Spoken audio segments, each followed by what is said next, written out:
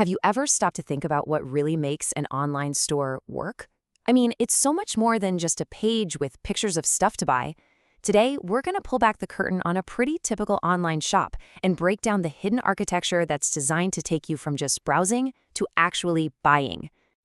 So, the very first thing that hits you is this welcome banner. It looks simple, right?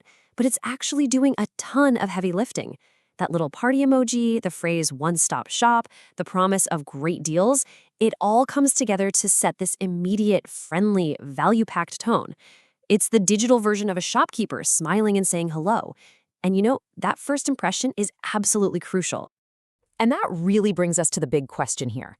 This whole setup, it's not just a random jumble of products. Nope, it's a carefully built system.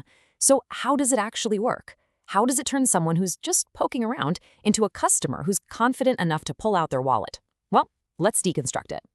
Okay, first things first. The absolute first layer of any good store, whether it's on your screen or on the street, is organization. I mean, if you can't find what you're looking for, you're just going to leave, right? So let's see how this shop lays out its digital aisles. Boom.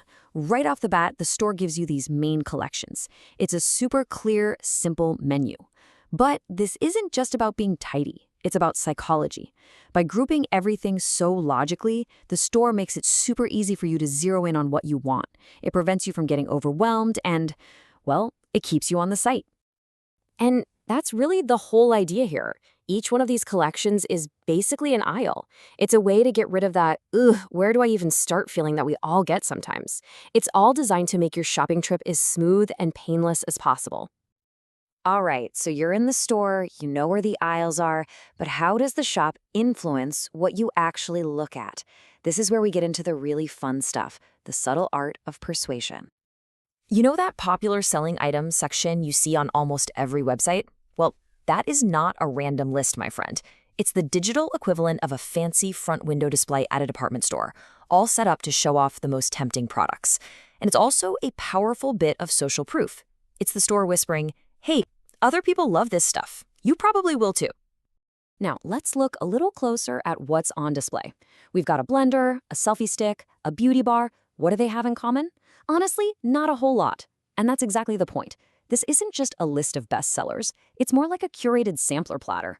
It's designed to show off the store's range and make it way more likely that something is going to catch your eye. And the persuasion tactics get even more subtle. Check out the pricing. Some items have one single price, but others say from 649 rupees.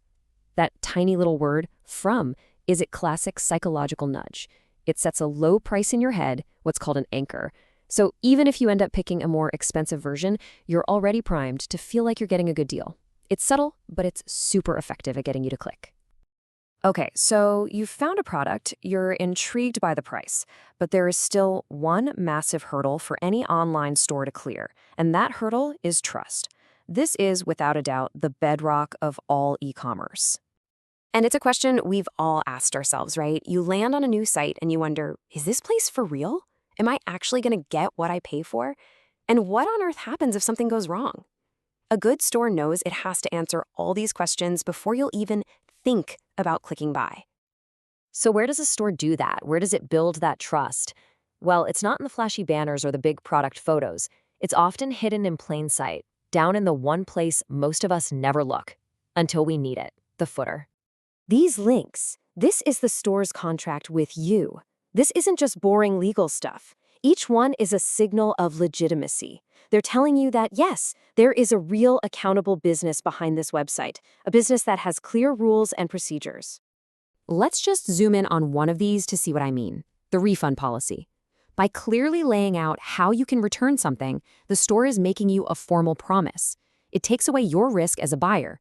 It erases that little nagging what if from the back of your mind, and that gives you the confidence you need to go ahead and make the purchase.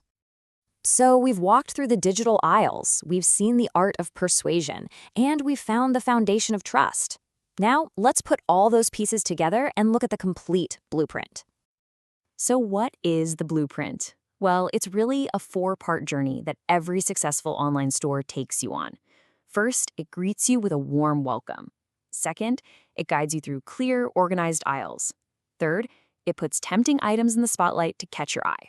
And finally, It builds a rock-solid foundation of trust so you feel safe and secure. And this right here is the key takeaway. Once you see this four-part structure, the welcome, the aisles, the spotlight, and the foundation, you'll start seeing it everywhere. It's the silent, invisible architecture that props up pretty much the entire world of online shopping, from the tiniest boutique to the biggest global retailer. So, I'll leave you with this question. Now that you know the blueprint, the next time you're shopping online, take a second, look for these structures. Ask yourself, what is the store doing to welcome me, to guide me, to persuade me, and to earn my trust? Once you start looking, you'll never see online shopping the same way again.